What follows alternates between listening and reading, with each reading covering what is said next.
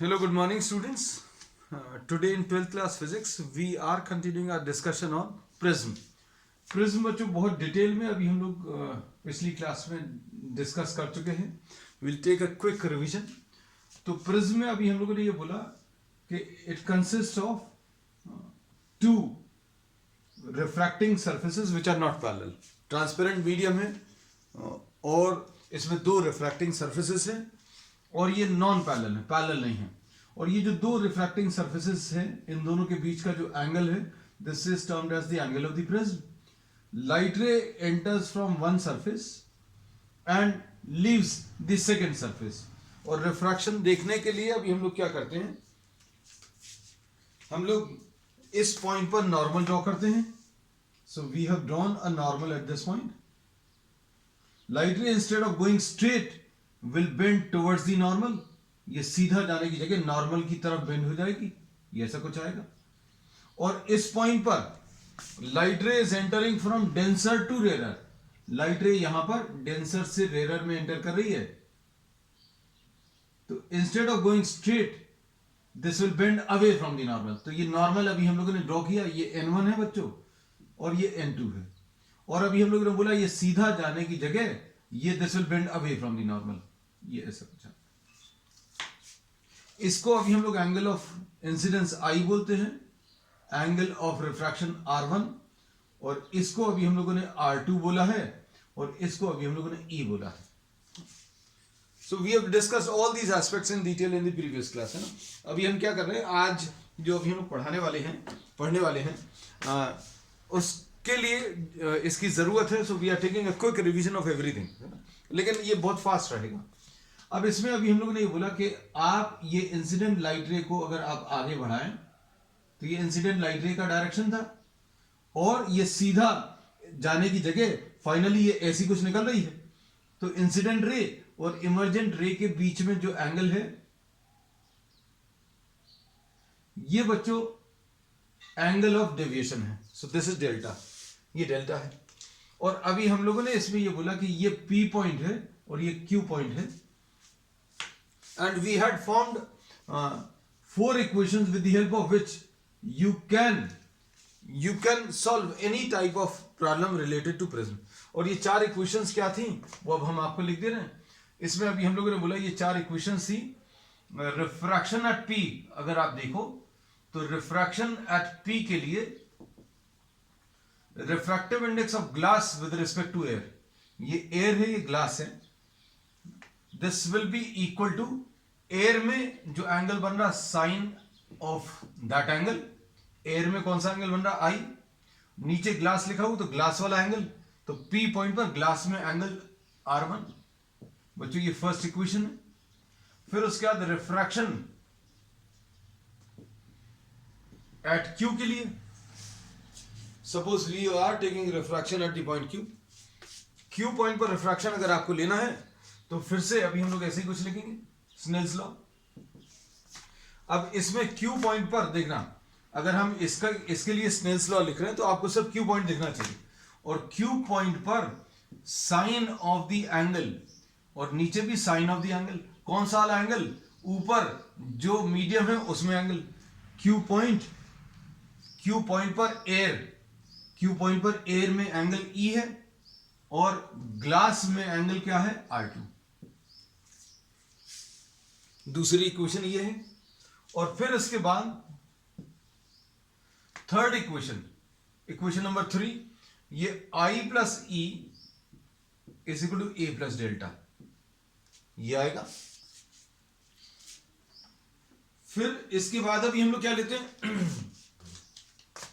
Next है, this is the third equation. और fourth equation क्या है, A is equal to R1 plus R2. A is equal to what? R1 plus R2. This is the fourth equation. A is what? The angle of the prism. So this we have discussed in detail in the previous class. ये पूरी पिछली class का जो कुछ भी अभी हम लोगों ने पढ़ा वो सब कुछ अभी हमने सम अप कर दिया है इतने पोर्शन में. अब इसमें अभी हम लोग ये बोलते हैं, अब आज जो अभी हम लोग डिस्कस करने वाले हैं, we will be discussing variation of delta with I. भाई अगर आप I को चेंज करोगे अगर आप आई को चेंज करोगे तो डेल्टा भी चेंज होगा, मतलब अलग अलग एंगल ऑफ इंसिडेंस। जैसे अभी हमने बोला इतने एंगल पर ये नॉर्मल के साथ ये आई एंगल बनाते हुए इस डायरेक्शन में जा रही थी, what happened, instead of going straight this is finally emerging in this direction. ऐसा कोई जा रहा था और फाइनली ऐसा निकला, तो अपने ये रास्ते से कितना अलग हो गया, कितना डेविएट हो गया, कितना भटक गया, ये ऐसा जाने की जगह ऐसा कुछ आ गया। तो ये एंगल ऑफ डेविएशन, अलग अलग एंगल्स ऑफ इंसिडेंस के लिए ये वैल्यू अलग अलग आएगी। तो अब हम लोग क्या बोलते हैं कि we will be drawing a graph between what, I versus delta. और ये आई वर्सेस डेल्टा का जो ग्राफ है ये प्रैक्टिकल्स में भी आपको 12th क्लास में सिलेबस में है ना। आप एक्चुअली ये प्रैक्टिकल परफॉर्म करके ये सारी चीजें कैलकुलेट कर सकते हैं ना। अब इसमें देखो,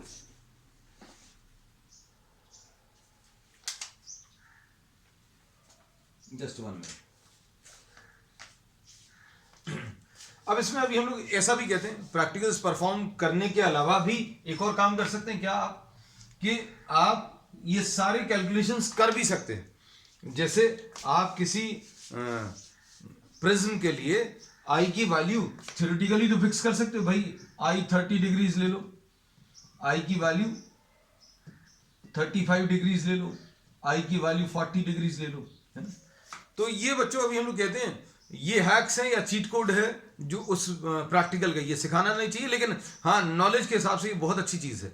आप ये सारे कैलकुलेशंस जो प्रैक्टिकल्स में करने वाले हैं, जो प्रैक्टिकली आप ऑब्जर्व करने वाले, वो एक्चुअल में कैलकुलेट किए जा सकते हैं, है ना। कैसे वो अभी हम बता दें। मोस्टली जो आप लैब्स में प्रिज्म यूज करते हो वो इक्विलैटरल प्रिज्म रहता है। इक्विलैटरल प्रिज्म का मतलब अच्छे ध्यान से सुनना और ये सारी चीजें कर कर देखना, एक्चुअली कर कर देखना, यू विल एंजॉय। इसमें जो अभी हम लोग प्रिज्म यूज करते हैं वो इक्विलैटरल प्रिज्म है। इक्विलैटरल प्रिज्म का मतलब क्या है, ए की वैल्यू बच्चों 60 डिग्रीज रहेगी। अब ए की वैल्यू 60 डिग्रीज है, अब देखना आई की वैल्यू आपने 30 मान लिया, फिर उसके बाद आपने ए की वैल्यू 60 डिग्रीज, ठीक। फिर उसके बाद रिफ्रैक्टिव इंडेक्स ऑफ ग्लास, ये बच्चों 1.5 होता है अप्रोक्सीमेटली, है ना। ये लगभग अभी हम लोग बोलेंगे 1.5, 1.51, 1.49 ऐसा कुछ आएगा, है ना, प्रैक्टिकली अगर आप कैलकुलेट करोगे। So you can take mu is equal to 1.5। अब ये सारा डेटा आपके हाथ में है, ये सब कुछ आपके पास में ही है। देखो ये चेंज नहीं होने वाला, ये चेंज नहीं होने वाला, आपको ये इसके लिए कैलकुलेशंस करने हैं। ये पहला सेट ऑफ कैलकुलेशन है जो अभी आप कर सकते हैं। अभी हमने इसमें क्या बोला कि आप इक्वेशन 1 को यूज करें। इक्वेशन 1 में आपको क्या क्या चीज मालूम है। इक्वेशन 1 यूज करके आप देखें ध्यान से, साइन आई अपॉन साइन R1, है ना। इसमें आपको आई मालूम है, ये भी मालूम है, तो आप क्या कर सकते हैं, R1 कैलकुलेट कर सकते हैं। क्या कर लोगे, R1 कैलकुलेट कर लोगे। अब इसके बाद अच्छे सुनना, अब R1 आकर क्या फायदा है, भाई हमें तो ये डेल्टा चाहिए फाइनली। तो अब हम लोग देखो, अब हम लोग क्या करने वाले हैं, we will be using fourth equation. अब B step number B, using fourth equation. Fourth equation क्या है, फोर्थ इक्वेशन है a is equal to R1 plus R2, है ना। ये R1 प्लस R2, इसमें ये बच्चों 60 डिग्रीज है लैब में जो अभी आप यूज करते हो। फिर उसके बाद R1 आपने स्टेप ए में कैलकुलेट कर लिया है, फ्रॉम स्टेप ए। अब इससे क्या कैलकुलेट कर सकते हो आप, R2 कैलकुलेट कर लो। भाई R2 कैलकुलेट करके क्या फायदा होगा, तो R2 कैलकुलेट करके अब देखो स्टेप नंबर सी, इसमें इक्वेशन 2 का यूज करो।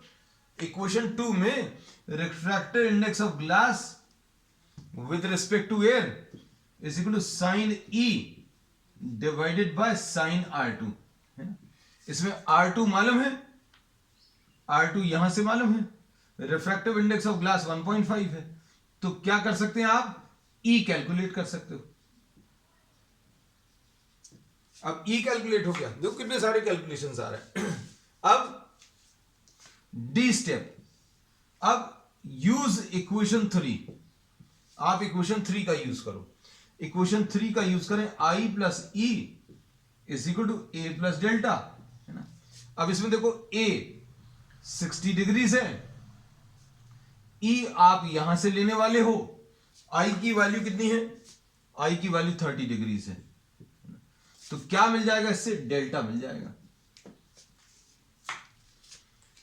तो क्या हुआ बच्चों, अभी हमने यही बोला है कि आप एक्चुअल में सारे कैलकुलेशंस करके देख सकते हो। आप I वर्सेस डेल्टा या तो प्रैक्टिकली करके या कैलकुलेट करके देख सकते हैं, है ना।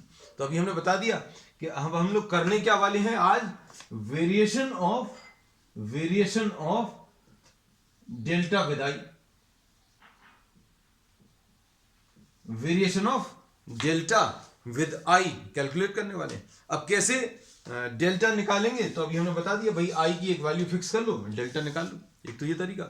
प्रैक्टिकली अभी आप करके देख सकते हैं, प्रैक्टिकली कैसे करके देख सकते हैं, प्रैक्टिकली एक हल्का सा आइडिया हम आपको दे दे रहे हैं।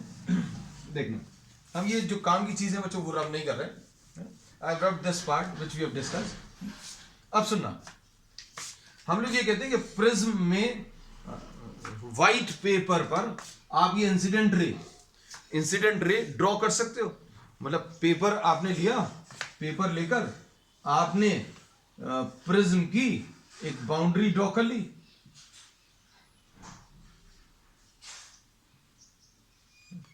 और नॉर्मल किसी एक सरफेस पर, जैसे इस सरफेस पर आपने नॉर्मल ड्रॉ कर लिया। अब इसको अभी हम लोग ऐसा रख दे रहे हैं, जस्ट ये पेपर है, आपने क्या किया, यहां कहीं पर एक लाइन ड्रॉ करी, लाइन के ऊपर परपेंडिकुलर ड्रॉ करा, और ये 30 डिग्रीज ड्रॉ कर लो, और 30 डिग्रीज ड्रॉ करके, 30 डिग्रीज की ये लाइन ड्रॉ करके आप यहां पर दो पिन्स फिक्स करते हैं। यू फिक्स 2 पिन्स, यहां पर आप 2 पिन्स फिक्स करोगे, और उन पिन्स को आप यहां से देखोगे, and you'll try to see the 2 pins in different directions। मतलब यहां से देखा, अलग अलग जगह से देखने पर आप ऐसा कोई डायरेक्शन ढूंढने की कोशिश करोगे जहां पर ये दोनों पिन्स एक ही लाइन में आ जाए। जैसे आप जहां से देख रहे हो ये दोनों फिंगर्स एक ही लाइन में है, लेकिन कोई यहां से अगर देखेगा, यहां से अगर कोई देखेगा तो 2 फिंगर्स है। सो you'll try to move your line of sight। आप अलग अलग डायरेक्शंस में देखकर ऐसा डायरेक्शन ढूंढने की कोशिश करोगे जहां से ये दोनों पिन्स एक ही लाइन में आ जाए, और उस लाइन को आप डिटरमाइन कर लोगे। तो बच्चों ये इंसिडेंट रे आ जाएगी और ये इमर्जेंट रे आ जाएगी, इसको आगे बढ़ा दो, इसको पीछे, तो ये डेल्टा। तो ये प्रैक्टिकली जब आप लैब में जाएंगे तो ज्यादा अच्छे से आपको क्लियर होगा ये प्रोसेस। हमने एक हल्का सा आइडिया दे दिया। कहने का मतलब क्या है, हम लोगों ने मेन स्ट्रेस किस पे है आज, कि आप डिफरेंट वैल्यूज ऑफ आई के लिए डिफरेंट वैल्यूज ऑफ डेल्टा या तो प्रैक्टिकली या कैलकुलेशंस करके निकाल सकते हैं। So we say that find delta for different values of I.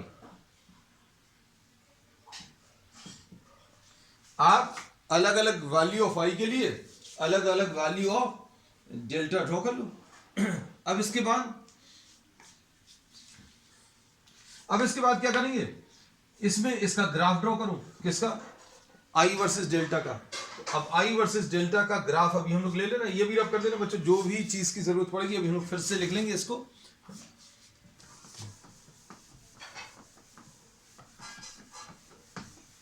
We are maintaining this diagram because this will be required.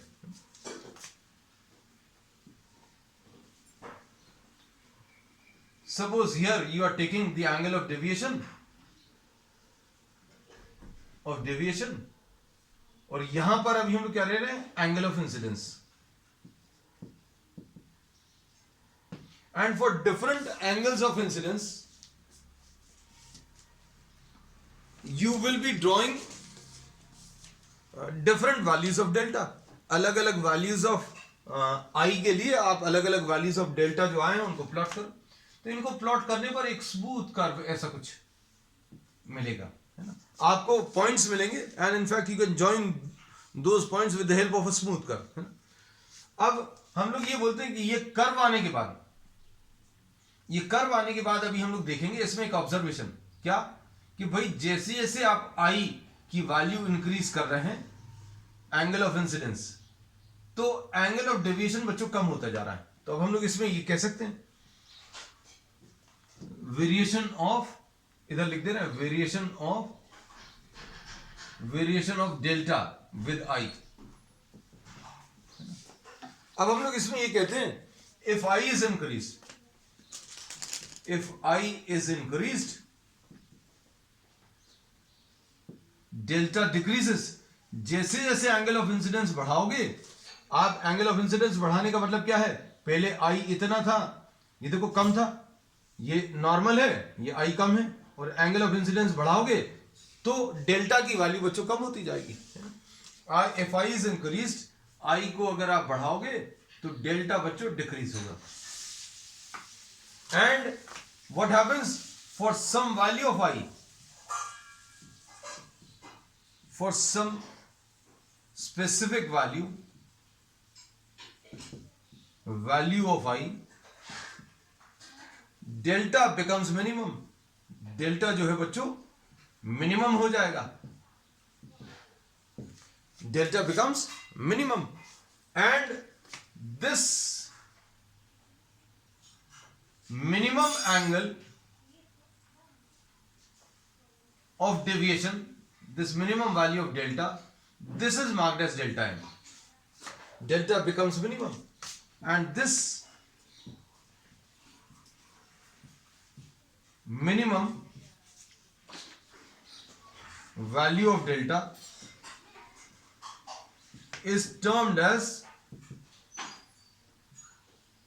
angle of minimum deviation, angle of minimum deviation।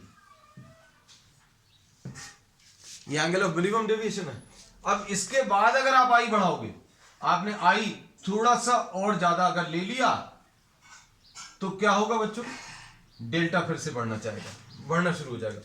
If, ये अभी हमने लिख दिया, if I is increase delta decreases, for some specific value of delta, for some specific value of I delta becomes minimum.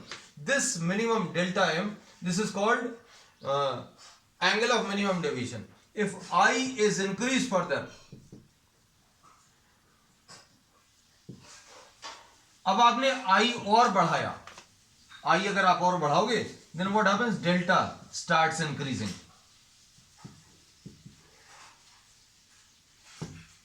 तो ये बच्चों variation जो है आप लैब में एक्चुअल में प्लॉट कर सकते हैं। अब इसमें अभी हम लोग ये कहते हैं, ये जो पोजीशन है, ये जो स्पेसिफिक पोजीशन है जिसके लिए डेल्टा मिनिमम आता है, this is termed as minimum deviation position. Minimum deviation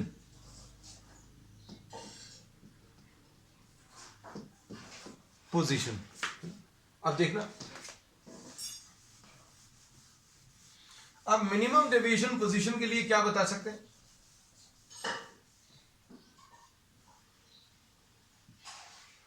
for minimum deviation position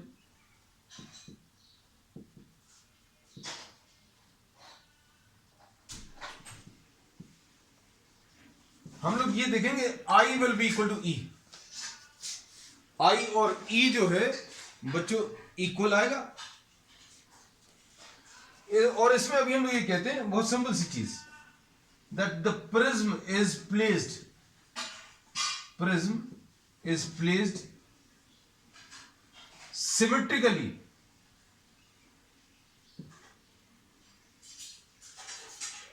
with respect to the incident ray।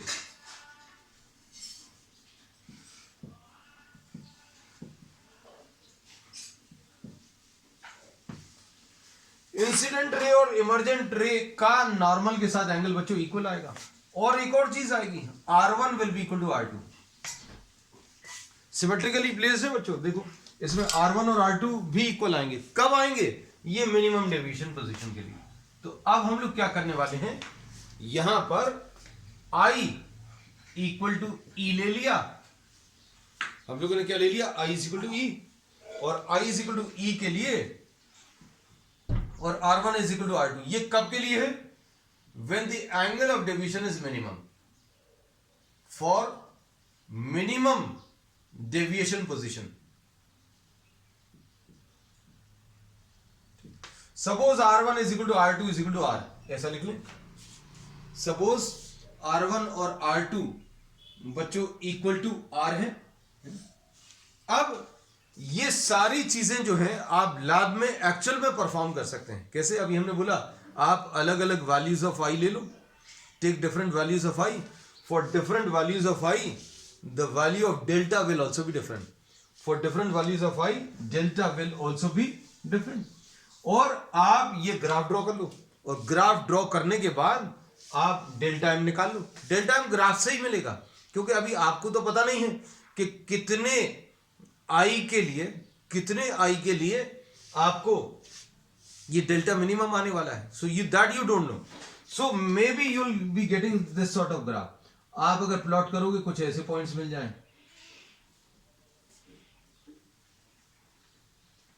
तो अभी आप अगर स्ट्रेट लाइन से ज्वाइन करोगे तो ये ऐसा कुछ आएगा, है ना। तो अभी हम लोग को क्या करना है? You have to join all these points. Practical जब आप करोगे तो आपको ये सारे पॉइंट्स को क्या करना है? You have to join all these by smooth curve, है ना। तो अभी हम लोग इसमें ये देखेंगे कि इस आई के लिए तो आपने एक्चुअल में प्रैक्टिकल परफॉर्म ही नहीं किया, है ना। तो अभी हम लोग बोलेंगे ग्राफ से ही मिलता है। तो अभी आप प्रैक्टिकली जब आप करोगे तो डिफरेंट वैल्यूज ऑफ आई के लिए डिफरेंट वैल्यूज ऑफ डेल्टा लोगे और फिर उसके बाद ग्राफ ड्रॉ कर लोगे। ग्राफ ड्रॉ करके आप एंगल ऑफ मिनिमम डेविएशन निकाल लोगे। अब देखना ध्यान से, using all this data, using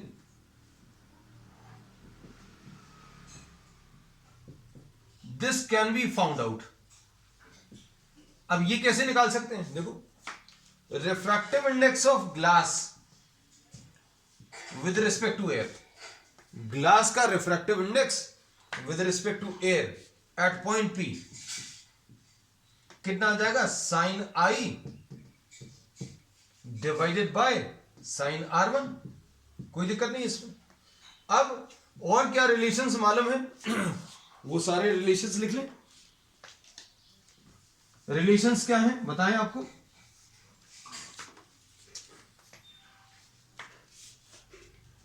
I plus E, I am sorry, is equal to A plus delta. एक तो ये होता है। अब मिनिमम डेविएशन के लिए अभी हम लोगों ने क्या पढ़ा हुआ है?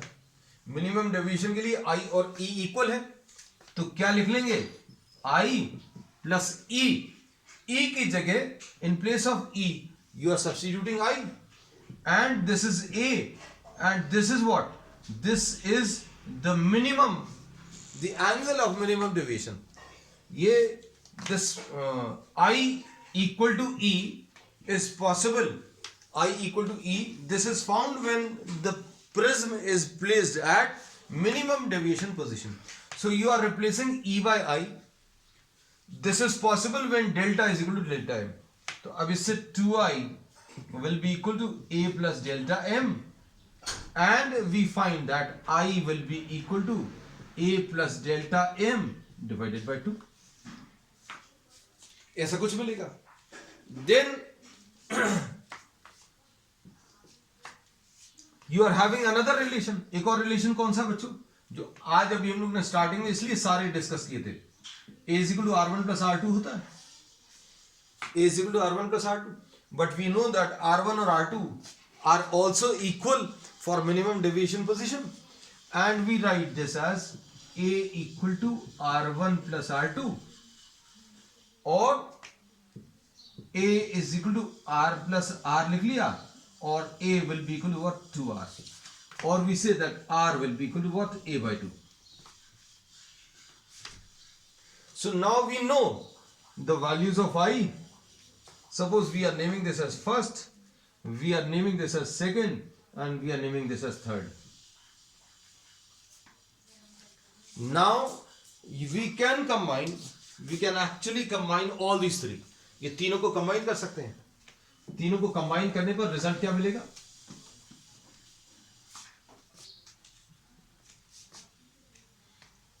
ये आ जाएगा क्या, refractive index of glass with respect to air will be equal to sine I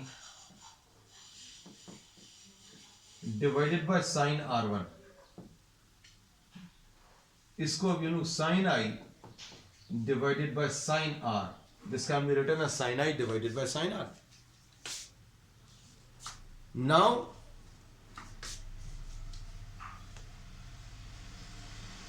refractive index of glass with respect to air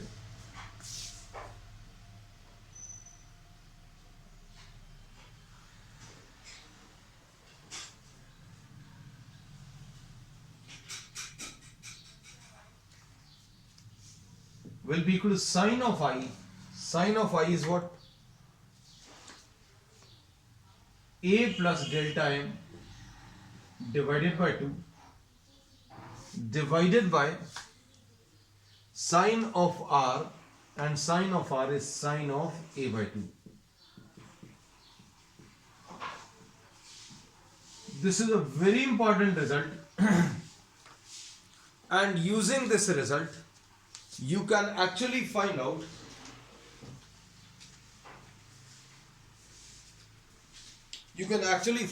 what the refractive index. अब refractive index कैसे निकाल सकते हैं? Just try to think about the entire process, है ना? हम लोगों ने आज क्या किया है? हम लोगों ने for different values of I,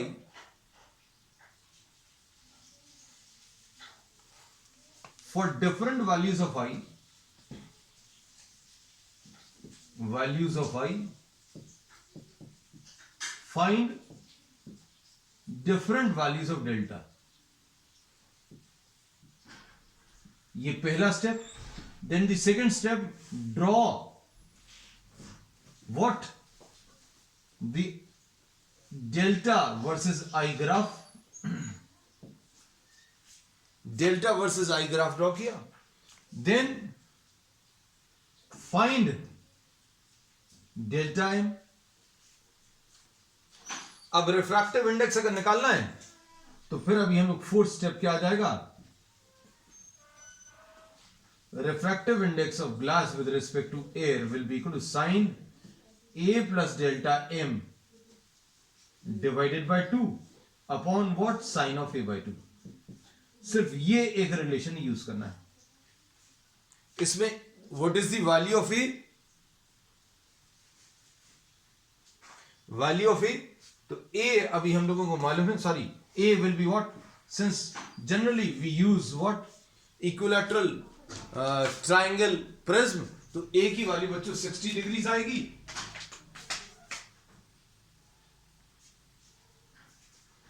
और delta M angle of minimum deviation, ये अभी आपने निकाल ही लिया है, और ये सारी वैल्यू सब्स्टिट्यूट करके आप रिफ्रैक्टिव इंडेक्स निकाल सकते हैं. अब देखो इसमें एक क्वेश्चन ले ले रहे हैं बच्चों अभी हम लोग छोटा सा.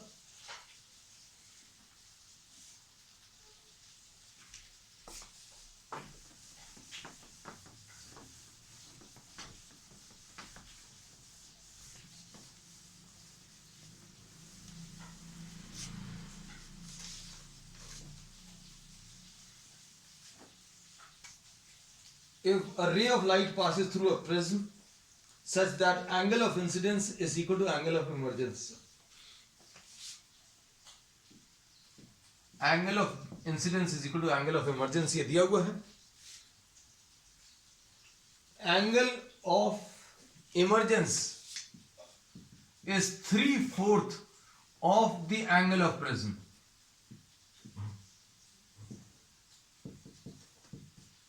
3/4 of the angle of prism. This is given. Then calculate the deviation. आपको डेल्टा कैलकुलेट करना है, and it is given that the angle of prism is 30 degrees. Angle of prism बच्चों 30 degrees है. अब इसमें ध्यान से देखना, इसमें रिलेशन क्या यूज करेंगे, I plus E is equal to A plus delta. अब A की वैल्यू 30 डिग्रीज मालूम है, दिस इज 3/4 ऑफ A, तो ये कितना आ जाएगा, 3/4 of 30 degrees and 3/4 of 30 degrees, ये E आ गया और ये भी I आ गया, तो वैल्यूज रख लो। ये कितना आ जाएगा 3/4 of 30, I की वैल्यू, E की वैल्यू 3/4 of 30 और A की वैल्यू बच्चों 30 डिग्रीज है और ये डेल्टा, तो ये कितना आ जाएगा 90/4 plus 90/4 is equal to 30 degrees plus delta, तो ये कितना आ जाएगा 180/4 और 180/4